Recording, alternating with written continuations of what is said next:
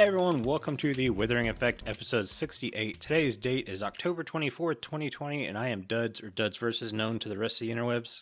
And I'm Jimbo. You may know me as Jimbo Slice 23. And this week we have a very special guest, Minecraft developer from Mojang, Ulraf. Welcome to the show. Hello. Thank you for having me. It's our pleasure. So, those of you guys who want more content, we did have a pre-show, and it was filled with a lot of fun questions. So, Yeah, it's funny to introduce again. I thank you again for having me. I thank you again for being here, Ulraf. Yeah, probably one more intro. yeah, we've tried to figure out a way to work that out a little bit easier, but it just seems easier to do 3 intros. No, it's fine. It's fine. So we'll start off with telling everyone what it is you do at Mojang and a little bit about yourself. Sure. Yeah, I am part of the gameplay developer. It's always a bit complicated because Mojang is weird compared to other game companies. But my title is gameplay developer. The best way to describe this to people is Agnes is my direct manager. I work in Agnes's team, right, together with King Mhm. B-Dogs, Kojo, and Mr. Henrik. What we are in charge of is sort of Minecraft vanilla in a way, like sort of the updates that are coming to it and the content that's been added, and really like a lot of my job is, for example, answering questions for other teams sometimes, right? It's a lot of like, Mhm. what is Minecraft vanilla really? That's a lot of our team job. More specifically, we work on the next updates, right? We design the next updates, and Mhm. most of the time we also develop the new content. We have the Java team and the Bedrock team, which are sort of like the engine teams, right? They do a lot of nitty gritty stuff in the engines. Improve, like last update, they did a lot of improvements to the rendering, for example. That was 100% them and not us. Mhm. The Bedrock side did a lot of interesting things for creators and upgrading like the integration for creating new mobs and new AIs and stuff like that. Those things are really not us doing them. We are more in charge of the new biomes that are gonna that were in the Nether update, or the new mob. King B-Dogs did the amazing Strider, right? Mhm. And this update, we're working on the features themselves. Like I have been leading the axolotl and the goats and a few things like that, and Archie, of course. Gotcha. Before Mojang, I was doing a lot of things. I was a freelance, so I did a lot of things, but I had a game dev studio that I founded with a childhood friend that is actually still live. We have a mobile game out there floating. Hopefully, we'll get back to updating it someday when I'm less busy. Oh, cool. Nice. I also developed Minecraft maps for an amazing non-profit organization called Games for Peace, which basically brings kids from areas of conflict to play Minecraft together as a way of bringing those two sides together, pretty much. It's really amazing. That's awesome. Yeah, that's cool. Yeah, right now I try to communicate a lot with the community in different ways. So that's like being here, for example, and thank you for allowing me to communicate with the community through your platform. Thank you for showing up, because we have been seeing you everywhere for like the last, I don't know, what, 2-3 weeks, and it's been awesome. Right. I'm really trying, exactly. I'm really trying to do that. I want to be. Someone commented on my Twitter, I think a few days ago, something like, "You're the most accessible something, I think, developer or something that I know," and I'm really striving for that. I want people to feel free to contact me. Mhm. It does mean like I don't always get to answer everyone because it's a lot, but I'm really trying Yeah. to be accessible and be there for people and provide opportunities for people to contact, right? Mhm. I think that's super cool. So I do that a bit on my Twitch channel as well. I stream pretty much every week. Yeah, trying to communicate with people, reading Twitter, stuff like that. Yeah, it's great. So far, the only one I have known that's done something like that is Slice Lime. Mm. And he's been playing, and I follow some of his stuff, and he'll mention some background stuff every now and then, but he really does focus on content, which has been great. So the fact that you're trying to be even more accessible is like, okay, so yeah, Mojang's saying reach out, talk to us, give us some feedback. I love it. Yeah, Slice has been a content creator even before he joined Mojang, and I think he's Mhm. really, it's important. I haven't talked to him about it, so I don't know, but I think it's important for him to have his community sort of separate, right? It's like Yeah. his job is Mojang, but he wants to be really a content creator, and he does amazing content on YouTube and Twitch. So Yeah. it's really different, right? Mostly, I started my Twitch channel. Really, I actually didn't start my Twitch channel. What I did is that I was sitting on a Discord with a few friends of mine that are friends way before Mojang, right? Just friends who Mhm. like to play Minecraft together. And obviously, they were the first people I told about me getting this job because we're so excited about doing it. And I announced it to them during live of last year. It was really cool. We had a live event where we watched together, and in the Mhm. break, I was like, guys, I have some news. And it was so cool. Awesome. Yeah, it's big news. So I actually started streaming just because they were like, now that you're a Mojangster, can we like talk to you a bit and ask you questions? And we are all in voice, but they wanted like, it was like 50 people in voice and it didn't work. So I just started streaming in that channel, in that Discord. Mhm. And it was purely because we wanted a comfortable way of talking that way. And then people started being like, no, you have to do it on Twitch, you have to do it on Twitch and stuff like that. And then I just, again, every step that happened, it was almost not me doing it, right? It was always me trying to Yeah. talk to people. And then the most logical thing to do is open a Twitch. Or right now, I have a Discord. It was purely, people were for months are like, open a Discord, open a Discord. I'm like, I don't need a Discord. I don't want a Discord. I don't know how to manage a Discord. And Mhm. finally, I did it because there was a stream where I wanted to play with some people watching. I want the viewers to be able to jump in and play, and I Yeah. needed somewhere to talk to them. So I opened the Discord. It just happens every time I want a comfortable way of talking with people. So it's Mhm. been quite weird. Yeah, I'm excited for it. I'm hoping that I'll be able to make your stream times because this seems like it's going to be a more regular event. I remember I was in your speed run you did a couple days ago watching. In the weird seed. Yeah. Yeah. So yeah, if I can't make the regular times, I'm definitely going to make sure you have VODs turned on because I'll be jumping in there watching those for sure. That's cool. Yeah, I have ads turned on. I also am probably gonna again open a YouTube, not because I wanted to, Yeah. but because so many people wanted to see the event that was yesterday, the intentional game design. Oh yeah. It's gonna be like there is a VOD, but it's gonna disappear in like 2 weeks because that's how Twitch works, right? So I wanna Yeah. have a place for people to go to see it. I don't know. That's great. That's an excellent thing to have. Yeah, so if anyone wants to watch Ulraf, you can find him everywhere. Hopefully, no. Hopefully, it stopped here. I don't want to manage so many places. Yeah. But yeah, maybe if it's like it was yesterday, so I don't even have a YouTube yet. But if I open it like today or before this episode comes out, I'll give it to you and you can put it in the notes or whatever. Definitely. Yeah, for sure. All right, but this is the part where we normally talk about stuff we've done this week. Me and Jimbo are not as high up in importance right now. How about you? Is there anything you've worked on this week that you can talk about without spoiling anything? Work-wise, I've been working on well, actually, now I can talk about stuff because you know about so many features. It's so awesome. I was mainly working on the goats and the exelados recently. Mm-hmm. The goats is a lot pairing. I'm working together with this awesome a Bedrock developer called Alexander Osman and Nicolas. And there's a few Bedrock developers that are awesome over there working together on them. And Exalados, I'm also trying to figure out like a bit more of the details. Like in live, we showed a lot of the broader strokes of ideas that we have, right? Like the playing dead mechanics and the regening mechanic and stuff like that. So I'm trying to Mm-hmm. figure out, nail down exactly how they're gonna work, and values and stuff like that. Outside of work, I've haven't slept and done anything else other than work on the crazy event that was yesterday. I've been planning this thing for months. I'm sure you had some big names there. Yeah, I've been working. I have no idea how that happened either. By the way, things just keep happening to me. I was working on this for about 2 months now, and I reached out to a few awesome creators that I've seen in the past showing interest in game design of Minecraft. Mm-hmm. Like Cubfan, for example, he has a lot of very interesting, thought-provoking videos, right, about the game design of Minecraft. Yeah.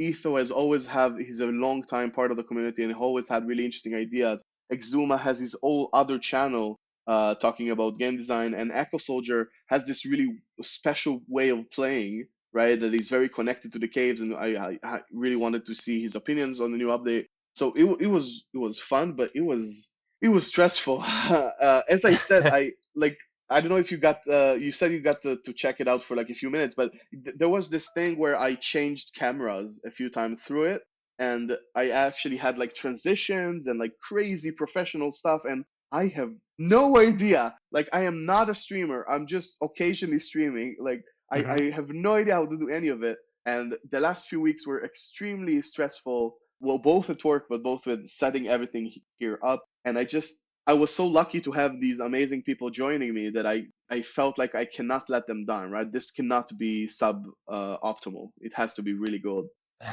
Yeah. Well, I think just you being there and being as open as you are is enough. Like, I don't think you need to worry about the techniques and all that stuff because people are there for you. And we see that with a lot Mm. of live streamers is, yeah, the content's great and everything, but it's really the person behind the content they want to be there with. Yeah, I'm getting that as the more I do it, I think that's very true. And like I said, I was there for your speed run and you were doing great. You understood the majority of how the streaming thing works. And the more you do it, the more you get fine techniques down and stuff like that. But Mm. yeah, I can't wait to go back and watch the VOD where you had everyone. I hate that I was busy yesterday and I missed it, but It's cool. Yeah, it was also like a short notice, right? We announced this event like a week before it happened. There's a lot of learning there for me for sure.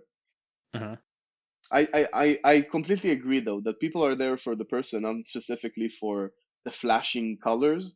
I feel like everything I'm doing, I'm really trying to be professional about it. oh yeah. Right? I expect that from the people with me, and I expect it from myself. And that's why I wanted to make it better for next time. Hopefully, there will be a next time. Yeah. Yeah, if it makes you feel better, you don't have to be super professional here. Okay, thank you. We're just a couple guys talking Minecraft. That's all this show is. Yeah, that's how it feels. That's good. Feels very nice and relaxed. Yeah, but goats. So you had talked about the playing dead feature, and I understand you're talking about the axolotls because they obviously do Yes. that playing dead to regen health. At least that's what we saw from the 117 preview. Yeah. The first thing I thought of was the goats that faint, like if you scare them. Yeah. So I'm just throwing that out there. That's an idea. Yeah. When I like half a year ago or something, when I sat down for the first to think about what does goats mean in Minecraft, I had this huge list. I spent like entire day just watching goat videos Hmm. on YouTube, and I had a whole list of. Sounds like a great day. It was funny. Yeah, I mean, on the like fourth hour of seeing goats screaming and fainting, it gets old. but but it was really interesting for me to start sort of. There is a thing in Minecraft where you want to be special and have a very unique thing that you put in the game, Hmm. but because when you're adding something that is from the real world, I want to make sure that people look at it and are like, oh yeah, that's what's that thing, right? Like they feel the familiarity. Yeah. Yeah. So I sat down and I made like a list. I think there was like 20 points on that list at least or something of what does goat mean for different people, and different people around the world will say something completely different. Hmm. Yeah, and for sure, fainting was one of them there. Also, it's harder because goats is not actually one animal. There's like a family of Oh animals that are yeah. called goats, right? And Yeah. each one has a different thing. Yeah, so fainting was definitely on that list. I don't think it's gonna happen with these goats. It's just we really try for Minecraft to have a thing for each mob, right? That's his thing. Hmm. Because if I make this goat both jump and ram and faint and what was eating everything, that's also a thing people think about goats, right? They eat Hmm. everything, fabrics and stuff. Oh If we yeah. do everything, then we can't add another mob that does the other thing, right? It has a unique other thing. Mm. Okay. So that's how we go about it, sort of thing. I did want that. I want like maybe if you ring the bell next to them, they sort of fall down or something like that, like a strong sound. It is a cool idea. Kind of like the quirk with the parrot. You put the jukebox on, it starts dancing. Yes, right, maybe. Similar to that. Boy, here you go. Super hidden Easter eggs. I don't know if you could ever get it to really happen. Whenever the warden does its yell and it's in proximity of a warden, it can faint. Nice. Because that's super hard to get to do it. Right. That's pretty cool. And I'm sure I will be scared to death the first time I hear a warden too anyway, so I might faint. Mm-hmm. Roll over. But then maybe the goat will help you, right, and ram the warden away or something. I don't know. Great. I'd love to see a goat versus warden. Everyone keeps talking about Iron Golem versus warden. Let's see a goat. I'm sure the video will be out there somewhere. Probably. Oh, yeah. But let's jump into Jimbo. What have you done this week? I've done a little work at my mega base. It's I'm starting to transfer all the items from my witch farm. Mhm. So I am not very good at redstone this season. I'm trying to do my own redstone, and with the tight spaces, it wasn't working out. So I had a guest come on, Magoo from our server. He knows all about this stuff, and what he was able to do with the shulker box loader and the item filters, and there's just some guys out there that just know their stuff, and he's one of them. We were able to pull it off. I think he actually got the shulker box loader, the filter, and the output done before I was done running the water stream. So Magoo is a bit of a genius when it comes to that. yeah, quite a few of them out there that are that good. Magoo is definitely one of them. Mhm. Just pushing YouTube content, pretty much. That's what I've been doing. That's about it. Yeah, I'm in the same boat. I got a little off schedule and I wanted to get my videos back on schedule, and I really pushed hard this week to get stuff done. I built 2 farms this week, the raid farm being one of them. I didn't understand like how precise raid farms have to be to get to function correctly without dying. I have no idea how raid farm works. You mean like on a pillager output or what?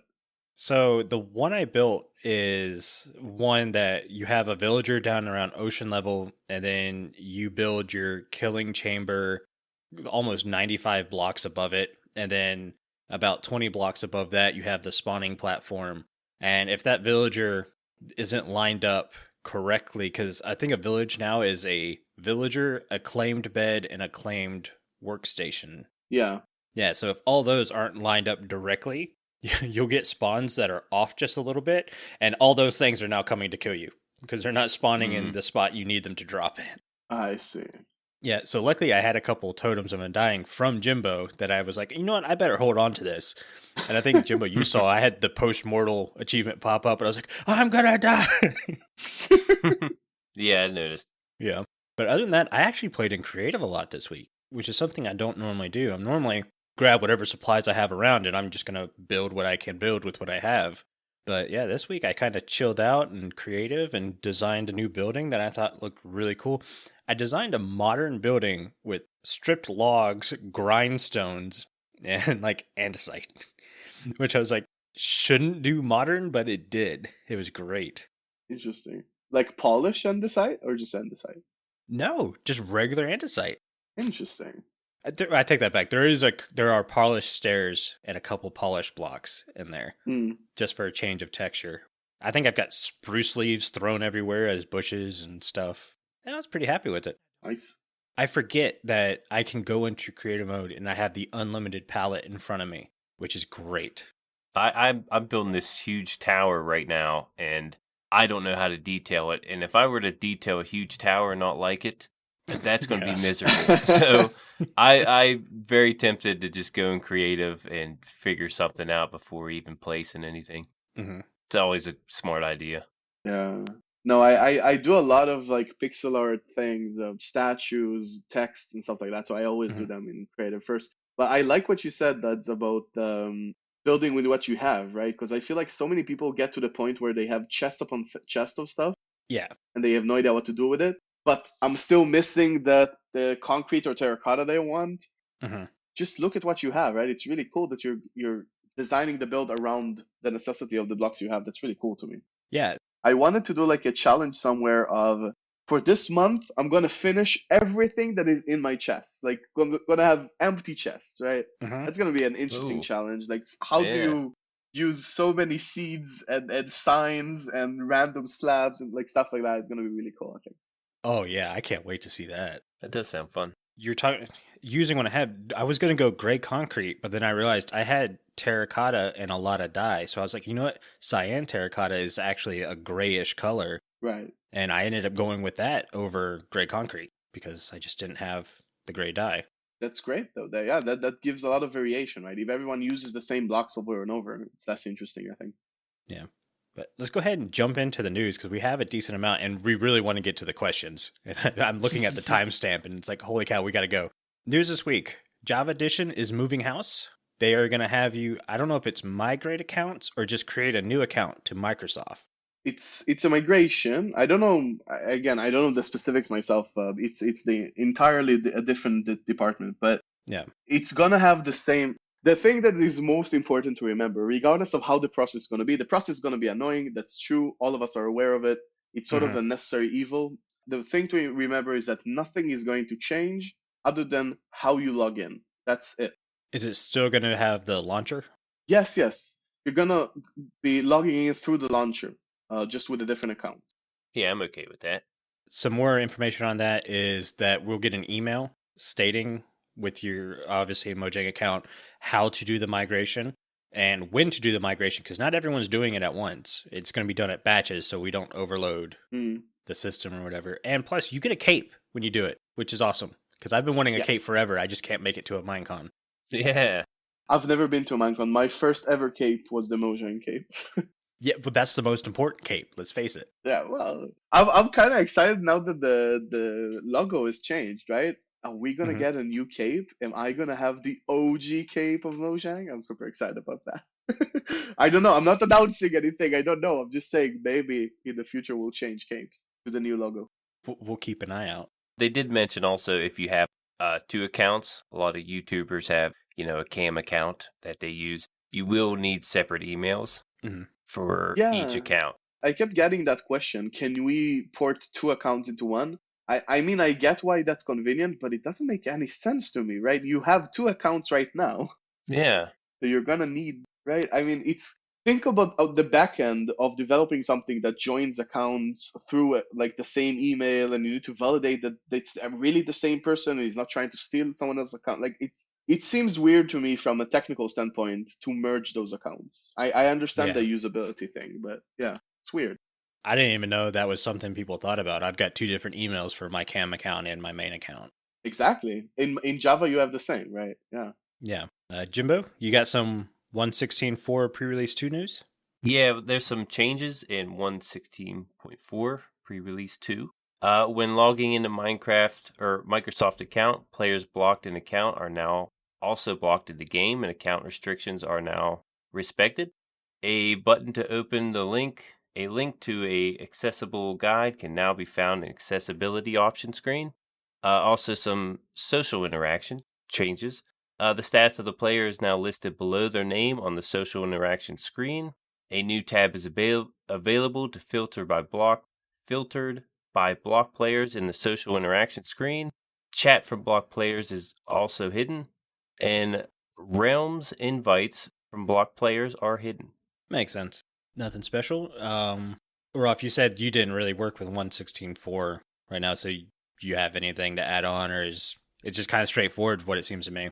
Yeah, it's a lot of work on the social window thing, social interaction screen, and it's stuff that are like trying to connect the in-game from the out-game, right? So it's not only restricted to the in-game, which I think is nice. Yeah, this is mostly the Java team working on this.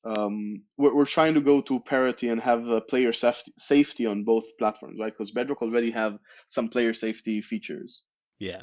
That's pretty much what these are, I think. I'm good with it. Seems straightforward. Doesn't seem like it's going to affect the game other than help, so... Exactly. That's how it should be. Moving right along, we're going to go ahead and go to our Discord ad. This week's Discord ad is from StoneFigure. Take it away. Hello, interwebs. This is StoneFigure. I'd like to invite you to the Withering Effect Discord. It's a great place to talk to other fans of the podcast and the show's creators. It is also the only place you can vote for Block of the Week, and the votes have been very close lately. So stop on by and say hi. I would love to see you there. All right. Thanks again, StoneFigure, for the Discord ad. If you guys want to do a Discord ad, just email or message me, Jimbo, Carl. We'll hook you up with a script. Like I said, we've been needing new script readers. So if you want to do that, just let us know. We'll get you hooked up. But also, speaking about our Discord, segue here. Discord is the only place you can vote for Block of the Week, our next segment. This week, we asked you guys to vote between Grindstone, Stonecutter, and Blast Furnace. And the winner this week is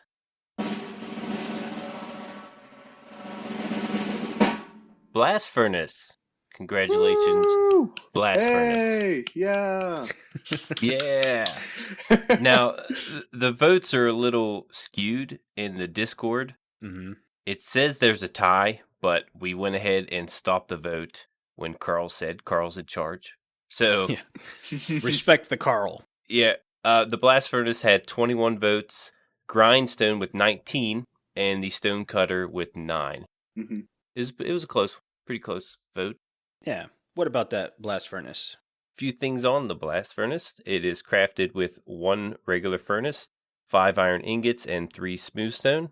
It smelts ores and metal armor and tools, similar to furnaces, but at twice the rate. Serves as an armor's job site block also. Must be mined with a pickaxe. Can be found naturally in villages, and when active, it emits a light level of 13. Nice. Okay, so here comes the hard part. How do you improve the blast furnace?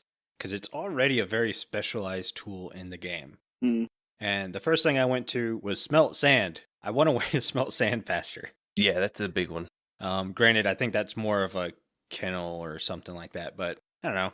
So I was talking in the pre-show, or maybe it was before the pre-show, that I read for 3 hours last night on what is a blast furnace in real life and what do they do and how could that relate to the game. And honestly, Mojang has already kind of nailed it. There's not a lot of things you can do other than I had the idea of creating a grade of fuel because that's something we have in real life. And we already know that things like lava buckets can burn more items or smelt more items. Coal blocks do better than just coal. Kelp blocks do better and stuff like that. So I had the idea of maybe if you use some of these higher grade fuels, I don't know where you would draw the line, but maybe you can get a better yield. So like if you're smelting weapons or tools or armor, instead of just coming with the nugget, maybe you can get a full-on ingot. Or maybe if you're doing multiple items, you can get a full block. Maybe there's a way to store it until you reach full block status. I'm not sure. Mm. These were just ideas. Blast Furnace was hard, guys. Yeah, it's a hard block. I think even Mojang, I wasn't there when they were doing it, but I think even Mojang got struggled with this a bit, right? Because I think originally in the snapshots you couldn't smelt metals other than it in this or something like that, right? Like it was taken out of the furnace, I think. It still might be. No, I think it's back in there now. No, you can do everything in the furnace now, and I think that was a good decision. Furnace is a generalist, right? It's just Yeah. in general, Mojang moved to instead of taking stuff away, like for example with the Stonecutter as well, there was a version where you couldn't do things in the crafting at all, only there. Mm-hmm. And instead, they were like, you can do everything in crafting, you can do everything with a furnace, but it's a bit better if you do it with these new blocks, right? And I think that's the right choice there. Yeah. Yes. I was thinking about we talked about it in the pre-show. Mm-hmm. I was thinking about it. Like the only thing I wanted for a long time. Okay. So building in Minecraft, that's like one of the most integral systems in the game, but it doesn't really have a lot of consequences, right? Like you can build a dirt house and you can build a huge mansion, and both of them, the game is like, I don't mind, right? I don't care if you build a dirt house and everyone feels like that's okay because that's how it's always been. But if I told you, you're like, yeah, well, you build a castle because you want a fancy castle, right? But what if I told you that a wood pickaxe and an enchanted diamond pickaxe do the same, and you just do the diamonds and enchantments because you want a fancy pickaxe? You would be like, no way, no one would do that, right? Right. Right. So I think more mechanics that take the building into account in an interesting way would be cool. And I thought that maybe furnaces, or specifically the blast furnace, can be affected by how you build it. Like if it's surrounded by lava in some interesting way, or maybe there's specific like bricks make you could build. It's like a multi-block structure. Not like in modded where it combines to one block. It's just it stays the different blocks, but the different blocks affect how it's smelting. That could be interesting, I think. Mm-hmm. Another thing I thought of, like with your idea, I think even without the fuel changes, just saying if you put, so right now if you put an armor piece in a furnace, you get 1 ingot, Mm-hmm. and that always felt like not enough to me. What if that stays like that? Because the furnace is like not good with armor. But if you put the armor in the blast furnace, you actually get proportional to how broken it is. So you can get even like, I don't know, like 30 ingots, right? Because it's almost fully repaired or something like that. Yeah, I think would be interesting. that'd be awesome. Yeah, that sounds like a good fix. I'm working on this raid farm right now, and this came to mind because I'm getting so many iron axes. Mm, And I have no use for iron axes, so I'm just throwing them in a smelter and getting the little iron nuggets from it. If there was a way I could get more back from it, then it's like, well, maybe I don't need an iron farm because I have this raid farm that's producing iron as a byproduct. exactly. Yeah, I love that you have options of which farm do you want to get, right? Mm-hmm. I don't necessarily want to make specifically raid farms stronger because they're hard to make, which I like, but they're also very strong. Like Very you strong. get the most strong thing in the game, pretty much, which is totems, right? Well, arguably. But the farm also tries to kill you, so there's that. True. True. But yeah, in general, I do like that you have different ways of creating a farm for whatever you want. So that's cool. Mm-hmm. Yeah, no, I love Block of the Week just because it makes me think like, okay, now I get to try to improve my favorite game somehow. How would I do it? Yeah, for sure. That's my favorite part of the job. Mm-hmm. You also learned a lot about blast furnaces. Yeah. Lighting the way. Dual gas chambers are so much more efficient, guys. Get on it. I didn't have much of a fix. A lot of times I build a super smelter, Mm-hmm. with like 32 furnaces or 64 furnaces. I like to make it divisible by 8, just so it's easier to smelt stacks. That pretty much takes care of a lot of items at once. It's a lot quicker. So I haven't played much with the blast furnace. I don't have much of a fix for it. Yeah, the blast furnace is definitely one I don't use a lot. I use a smoker a lot because usually I'll do a cow farm and I'll have the output of the cow farm hooked up directly to a smoker because I know that's going to be faster and more efficient. I shouldn't say more because it's the same efficiency, it's just quicker. Yeah. Which is more efficient for my time. Yeah, exactly. Yeah, the blast furnace gets overlooked for me. And the one instance where I think I would use it more than not is to smelt sand, just because I do cook a lot of glass. Yeah. Yeah, I think it's a block that is mostly for players who don't have huge smelteries, right? Yeah. When you have a huge smeltery, you don't care how long it takes because regardless of how long you're gonna get it in the size of the smeltery. Like instead of getting 1, you'll get 16 every time or 64 every time. It's like, well, this is taking too long. I'm going to add 8 more furnaces to make it faster. Mm-hmm. Exactly. If it's automated, you don't mind. But when it's not automated, when you just want to cook like a few of them, it does really matter to you. So I think it's a block that a bit appeals more to that sort of player, Mm-hmm. which is okay, I think. Yeah. Mm-hmm. Definitely helps out early game for sure too. Mm-hmm. Yeah, I've seen speedrunners, not speedrunners, but like manhunt sort of thing where it is speed, but it's not about the every second. People use smokers Mhm. because it is worth your time if you can cook your food a bit quicker. Yeah. All right, let's get into the main topic, which is just absolutely filled with questions from the Discord. Again, another reason for you guys to join our Discord. I feel like a used car salesman every time I say that.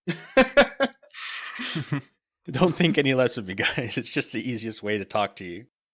So if you don't hear your question, either it's a question we weren't allowed to talk about, because let's face it, some of you guys ask questions that were digging a little too deep. You know what I'm saying? Or we just didn't have time to it. We're going to try to fit as many questions in at a time. Me and Jimbo have actually saved our questions for the pre and post show. So if you like to hear questions we asked, that's a Patreon thing. It's $1 a month. It gets you a pre and post show that's an extra 20 minutes each episode. So you can go there. But I'm going to read a question, then Jimbo, you read a question, and we'll just go through the list. Ulraf, you can go into as deep an explanation as you want, or you can just say yes and move on. or no. Or no. Okay. Or just, hey, don't you ask me that question again. Either one. It's just fun time. I created a meme a few weeks ago that I keep answering on Twitter. every time someone asks me a question that I can't answer, I post a meme. It's a villager that has it has a mustache. Added a mustache to him, and it has the word mayhaps on it. And I just imagine the villager being like, mayhaps, and that's it, right? Oh, and the voice. That's my answer when I can't answer. Okay, so I'm going to find this meme, and that's my new that's my new meme I'm going to be using. That's awesome. For sure. All right, we're going to start with Dirty Blonde 655. They ask, will we lose OG cave structures like mineshaft, ravines, spawners, etc. in the cave update? That's a good question. No, for sure, no. We were not going to lose anything. In general, in Minecraft, we have a very strong philosophy of respecting old worlds. I feel like a lot of players have been playing in the same world for like years, right? Even Agnes herself has like a world she's been playing on for like 8 years now. But we always very much want to respect old worlds and old players. Things could maybe change or be updated with things like that, but never lost. Cool. Easy enough answer. Yeah, that brings me to a question from Kitty Cat 1. Will dungeons and spawners be updated? Yeah, that's a strong mayhaps. I can't really answer that. I can say very strongly that we are considering everything when we update a section of the game like the underground. We're looking at that, right? It's not that we forgot to update. Some people have been not very pleased that the Nether fortresses have not been updated, right? And it's okay if you thought they will. It's really it's fair to have that opinion. It just be sure that you don't think that we forgot.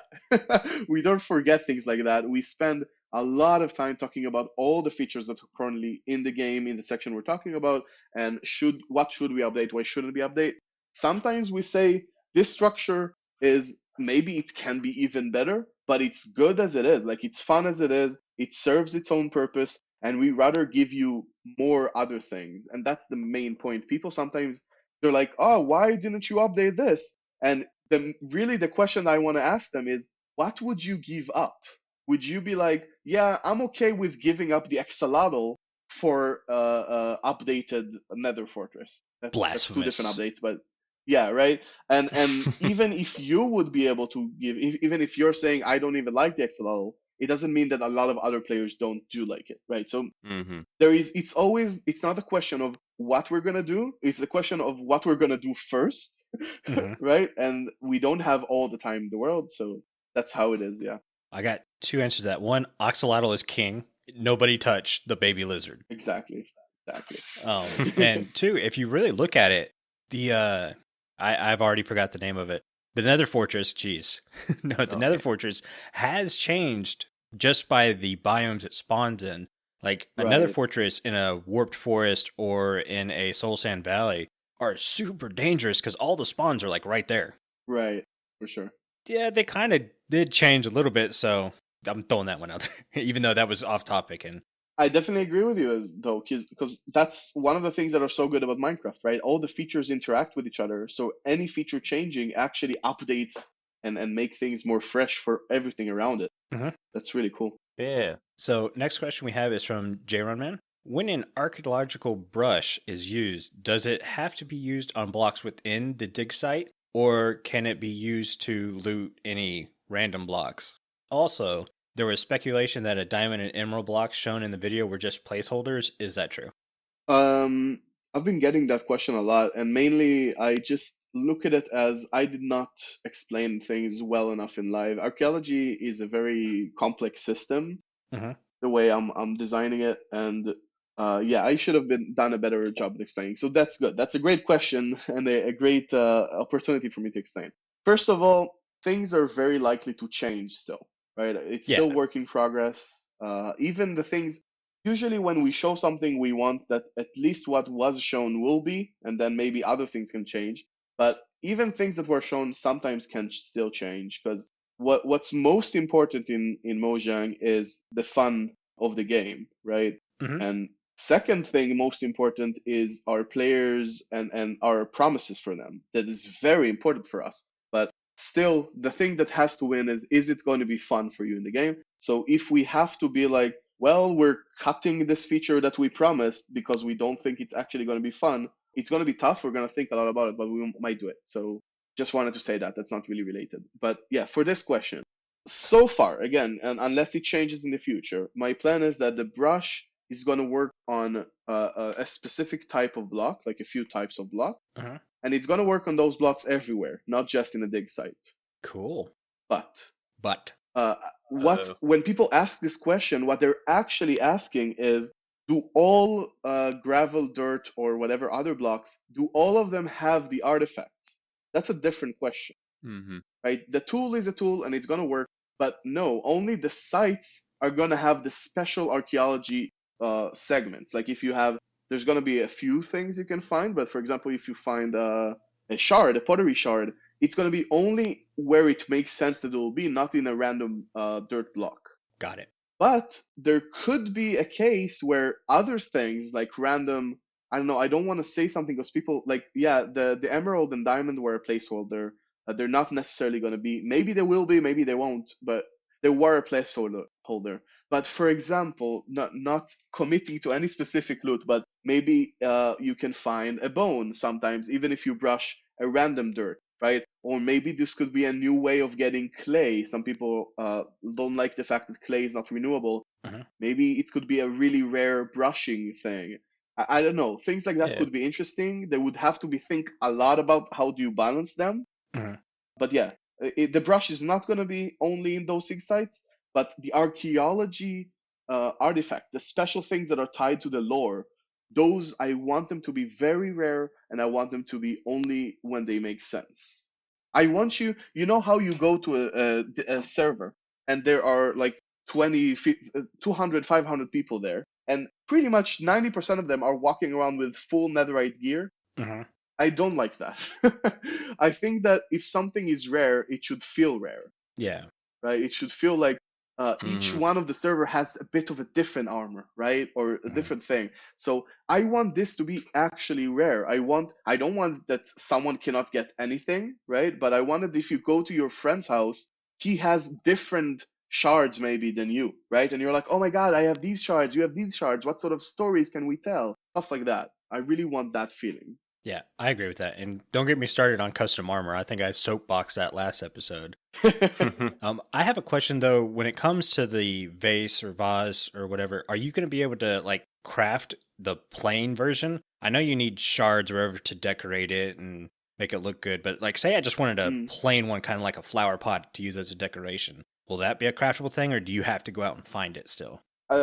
It hasn't been announced yet. I can say that I don't see any reason why not currently. I think can be cool to have just a pot in your house. We'll put that as up for consideration. Yeah, for sure. Mayhaps. Mayhaps. Yeah. A positive mayhap.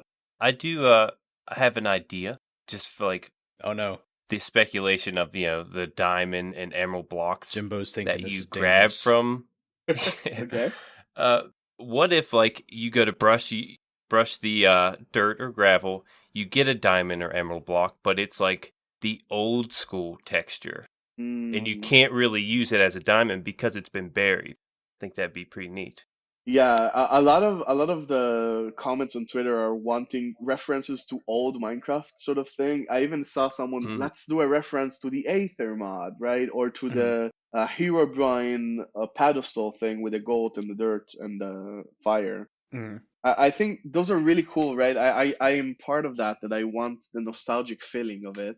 I don't know if it fits like there is a reason why those textures are not in the game anymore, right? Yeah. Art decided that they don't fit the game, and bringing them back this way, I think might not work with the art team, right? Okay. I don't know. It is a very cool idea, right? Having on the contrary to that, having a painting like in one of the shards that has that in it could be interesting, right? It could be interesting as a reference, but if I give you those blocks back, are we allowing people to rebuild the programmer art in normal art, right? It's a weird conflict there, right? Yeah. Okay. And people with the programmer art, do they see both as the same? Yeah. Right? They don't know if it's ancient or not. It's a lot of interesting questions. I really love the idea, but I'm not sure how to do it specifically. I will consider it. It's really cool. All right, Jimbo, your turn to read a question. Yeah, usually I read whatever question has the least amount of words, but I'll just go down the line here. I have a question from Rebel JC. He asks, in Minecraft Live, it was mentioned that you took every part of the player base into consideration when coming up with the features for the Caves and Cliffs update. What are some of the challenges you have found trying to create an update that appeals to everyone? That is a really good question. I want to stress just one point before I answer that. I don't remember every word we said, but I don't think we said we took every part of the player base. We were trying to take as much as we can from it. I don't want us to, like, we did not be like, yeah, we nailed it. We looked to everyone. Like, I don't think that's true. Also, I would never say that because the player base is so massive. We were talking about it recently that let's say you're like, I am saying I want to add this feature, and only 1% of our player base won't love it. That seems fine, right? You're like, fine, it's just 1%. And then you're like, wait. 1% is multiple dozens of millions of people. Yeah. It's like, what?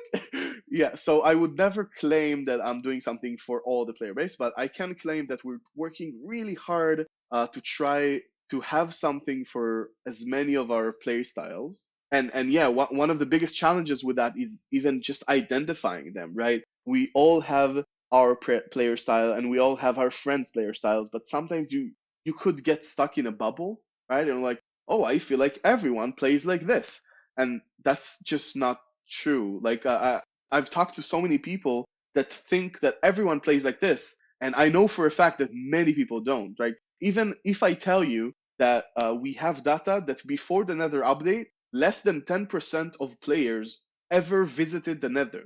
How shocked are you? Yeah. Super. Right? It sounds like everyone uses the Nether. Everyone has Nether hubs, for example, but that is really skewed by what you see and what YouTubers show us and stuff like that. So it's important to try to like identify. Agnes brought up. We had a meeting recently about player styles. Agnes brought up a very interesting player style that I don't even know myself. I never met anyone playing like that, but she knows a lot of them. It's we called it. How did she call it? Playing Minecraft almost like a dollhouse, where you build your dog a house and he has a name and sort of a story, and you have the cow with her name, and you have the villager and they have a story connecting them, and each one of them has their own area, playing it almost like a dollhouse, right? That is a player style I've never encountered myself. I know a lot of people who like to name their pet and stuff, but that's not the main part of their game. And it's really interesting to think of that, how what of the features that we're creating is nice for this player style, right? Yeah. So that's sort of the challenge, trying to understand all the player styles out there, or as many as we can, and then trying to go over them and make sure that the update we're making, this is another important point. We are not trying to make an update that appeals to everyone. We're trying to make an update that has something for as many people. Yeah. Right? Not every feature needs to be good for everyone. That's impossible. It will make boring, bland features. Yeah. I want to have a feature for as many player styles to enjoy. You're like, yeah, I don't care about the warden. That's fine. Don't ever go there. You have this other thing instead to enjoy. Yeah. Enjoy your clay pot. Yeah, exactly. Archaeology is a great example. People keep bringing it up that archaeology is not for everyone, and I'm sitting there like, yeah, we agree. We agree. It's not a feature for everyone, but it is a feature for me. Is one of my favorite features so far. Agnes is a very similar player in that style, I think, as well. People who really like lore things, creating a story in the world. Yeah, slow, methodical things. For example, a lot of people hate well, we call it grinding in other games, but in Minecraft, I just call it relaxedly collecting resources. Yeah. Like, I have days where I don't have any patience to build, be creative, fight, anything like that. I just want to go and dig sand for 4 hours, or dig in a caving in 4 hours. Like, I don't want to think. I just want to relax and go through the motions. Minecraft is really meditative in that way, Yeah. and I don't think that's a negative thing, right? Yeah. So I think I'm going to have a lot of fun just brushing away in a archaeology site slowly and carefully, and yeah. Yeah, a lot of times I find caving and resource gathering therapeutic sometimes, with the Yes, Minecraft music on. It's kind of relaxing. definitely agree. And then I fall on the opposite end of the scale where I'm so short on time. Like most days, I only get about an hour to do anything. Where I'm like, I need to automate Mm, everything so I have time to build. that is very fair. That is very fair. And I think that's also important. I've been thinking. I mean, I just passed 30. I had 30 on the week of live. Reached 30, and I'm very conscious of the fact that a lot of our players are older as well, right? And you have a lot less time when you're older. Usually, you have a family or you have work, stuff like that. And I do take it as a important thing. Think about those players as well, right? Yeah. It is a balance though, because for example, if you make something too easy to farm, sometimes people like me or Jimbo who want to just go collect it, sometimes you feel like you can't, like you're a bad player, right? It's like it feels like the game is telling you, no, just create this farm, Yeah. I understand that. right? And it is a balance. It is a balance to do that, I think. Well, and that being said, I've been mining a ton of sand for glass lately. And yeah, chilling out. It's like I have about 45 minutes before I need to do something. I'm going to hop on and I'm going to go grind some sand. You're right. I throw a podcast on or I throw just some calming music on and I go at it with my shovel till it breaks. Yeah. This one is from Fragile Rock. Says, how does Mojang go about introducing new elements to make sure that a mob or a drop is firstly desirable and secondly not an unintended consequence such as OP or game breaking? That is one of the biggest challenges I think for designing for Minecraft. It's just such a huge game. It Mm-hmm. has so many different systems working together, and sometimes you add something in this side, and you just like it completely breaks something on the other side of the game, and you're like, what just happened? I don't know. I honestly I don't really know. I feel like I had in my previous game that I developed. I had a lot of a problem with balancing there as well. And there Mm-hmm. we had like thousands of players, not millions or hundreds of millions, right? Like in Minecraft. So even there, it was hard, and I was trying to learn more about that and read more like academic materials about balancing in games. And I feel like there's not enough of that yet out there. Mm-hmm. It's I feel like it's something the field of game design is still learning how to do. There's a lot of interesting points out there, like League of Legends, for example, have been doing balancing for many years, and you can see that there's a lot of challenges there. What we usually do is we have a few processes to sort of catch when things are bad. First of all, we have our team, which is very knowledgeable about the game, right? So we catch a lot of these things right off the bat. Sometimes we would get an idea from anywhere in Mojang, actually. We're very open to taking ideas from everywhere. And we will be like, yeah, but you didn't think about this system that it will break, right? So having people that are really into the game and play it so much, that really helps. Mm-hmm. But also, it's like, well, the snapshots, right? That's a huge help because we can have millions of people playing it with us and go like, and they're so passionate and they're like, oh, you did this and you didn't think about this and stuff like that, and it's a huge help. I think that's sort of why things that are released in Mojang are so consistently good, I think, because there's so much feedback from the community that is integrated Yeah. into that process. Well, that and you guys again show so much care for this game. It's not like you see these AAA titles, and I don't want to speak bad about developers because they're obviously working their hardest, but they're grinding titles out every year, and you keep hearing feedback. Yeah, It's like it feels like it's copy and paste. It's like, well, the developers have less than a year to get these games out, so I can feel it. But you exactly. guys are spitting pretty big updates out once a year now, and I think it helps that you just absolutely love this game and you're so passionate about it, and you're listening to fans all the time. It's great. Thank you, thank you. We try. Yeah, I think it's very important that so many of the people working on it is just are fanatics of this game. Like I feel like sometimes parts of the community, most of the community really appreciate it, but I think some parts of the community don't always realize that, and they sort of talk to us a bit like, "Oh, you're ruining the game, or you don't care." And I'm sitting there playing everyday Minecraft for so many years, Mm-hmm. and having this all the team like so passionate. We sometimes we get into like arguments that are so strong because we're so passionate about this. Like if you sat through one meeting of ours, you could never say again that we don't love this game so much. Mhm. Yeah, I mean, we have on my team on the gameplay, we have two people that like King B Dogs and Kojo. Both of them have developed mods for the community for years with zero return. Right? There was no Yeah. money. They're basically doing the job they're doing now, like working on Minecraft, but with no earning. You Mhm. cannot say that they don't love this game more than anything. 100% agree. I think it's very important. Yeah, the whole team at Mojang has never once showed me anything less than full on passionate. So I agree. Yeah, we definitely trust the direction it's going. Yeah. Though we try to change things every week, every single week we change the game. We're definitely excited the direction. Yeah. Yeah, I mean, ideas and stuff doesn't mean that it's broken, right? It doesn't mean that it's bad. It just means, yeah, we can make it even funner, for sure. All right, we got 2 questions left. So, Jimbo, go ahead. This one's from High Hopes 5. What do you wish folks knew when it comes to player feedback? It seems whenever a big update is announced or a change is made, we hear Mojang doesn't listen or something along those lines. This one just fits perfectly in there. Yeah, which I feel isn't accurate. So what can you share to help inform folks that you guys really listen?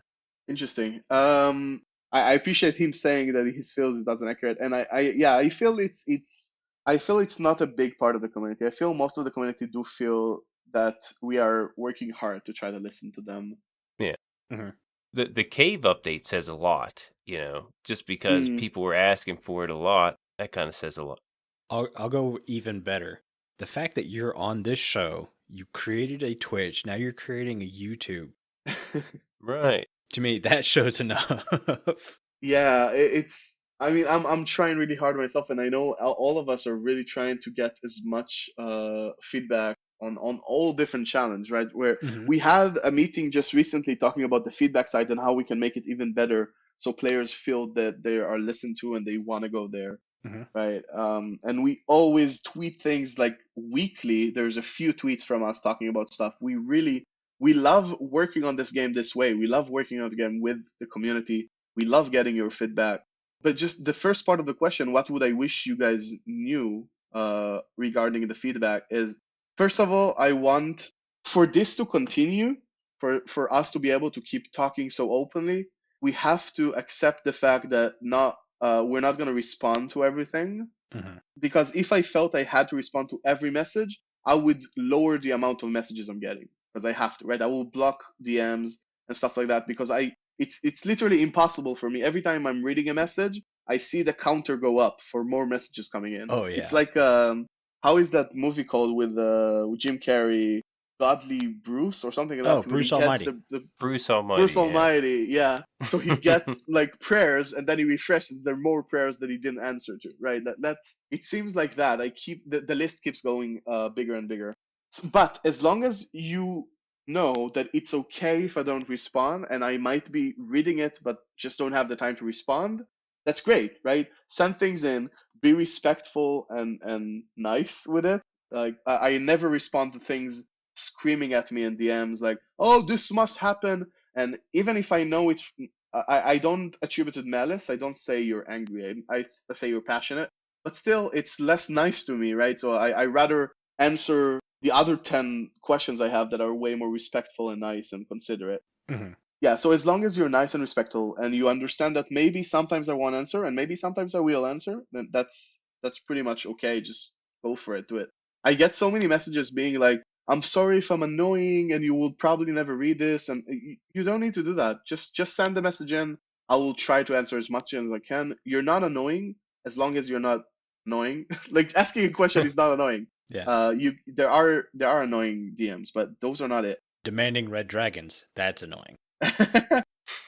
You know what? That's a good point. Just a small thing. Again, it's hard. The reason I don't broadcast this is because it's hard to know. It's gray lines, right? And sometimes people answering are also like younger or stuff like that, so you can't really know the line. So I'm okay. If you're not sure if something is okay to ask. It's okay. Okay? Me personally, some people don't want that, but me personally. But I will say that if something has been asked or commented and you saw even just 10 people say it recently, I probably saw it. Yeah. And if I haven't responded, there's a lot of things. Like, for example, people sometimes suggest something that I know is coming and I can't respond to it, right? Because that's like approving it or something like that. So I think it's the same I see on big Twitch channels. It's okay to post a question a few times because maybe the streamer missed it. So it's okay to send me a question that already been sent because maybe I missed it. It's fair. There's a lot of them. If you see consistently that this question, like for example, before this update, spamming cave update doesn't help. Yeah. For sure. You can be sure that I know what the cave update is. I know how many people want it for sure. It just doesn't help to talk about it. So things like that, I think there's a lot of the community that just spamming the same phrases. Sometimes it's not even their phrases. It's like copying a big YouTuber they heard it from, right? And Yeah. it's not helpful. That makes sense. Yeah, but if it's your unique idea and you feel passionate about it and you want to send it in, always go for it. Sure. So what you're saying is I'm sending in every block of the week from now. Sure. One, you're not threatening me with one message a week. I'm getting way more than that. It's fine. But we're actually low on time, and you kind of hit on the next question again. So high hopes. I hope that answered the question we didn't read on air. But I think that's going to do it for the show. Like I said, we're already about 10 minutes over time. But before I have Jimbo read us out, I want to say a huge thank you to all of our patrons who are supporting the show. Our milk level patrons are aubni, ChiefBigBear, Crock, ohbeep, StoneFigure, TheOfficialCCL, viperoustuna, and YDYT. Man, that list keeps growing. I like it. Thank you guys so much. I do too. Yeah, thank you. If you too would like to get access to exclusive benefits and hours of extra content each month, please consider joining at patreon.com/The Withering Effect. And if you like this show, you can share it with all of your friends and on social media. If you listen on Spotify, follow us, or if you listen on Apple Podcasts, leave a nice review. Doing any of these really helps the show reach more listeners. If you would like to get in contact with us, send an email to podcast@thewitheringeffect.com. Tweet us, leave a voice message, or join our Discord. I never mess up this outro. I could say it in my sleep. It's because it's on a Saturday. Probably. Where you could chat with everyone who works on the show and fellow listeners. All the links will be in the show notes. This show has been brought to you by Jimbo and myself, but also our special guest, Ulraf. Thank you so much for coming and hanging out with us. It's been amazing. Again, smile on my face the entire time since we hit record. Yes, thank you. So happy to be here. It was really fun. Yeah, but let's also remember our digital producer, Carl. He helps make sure the show ends up where it should be. And our amazing music master you hear from Decoy. Everyone's social media info is in the show notes. Jimbo, you now made me mess up my outro. Well, that makes me feel better about mine. Yeah. You guys have been awesome. Again, thank you so much for getting with us. You should probably go drink your milk now. Bye. See you guys.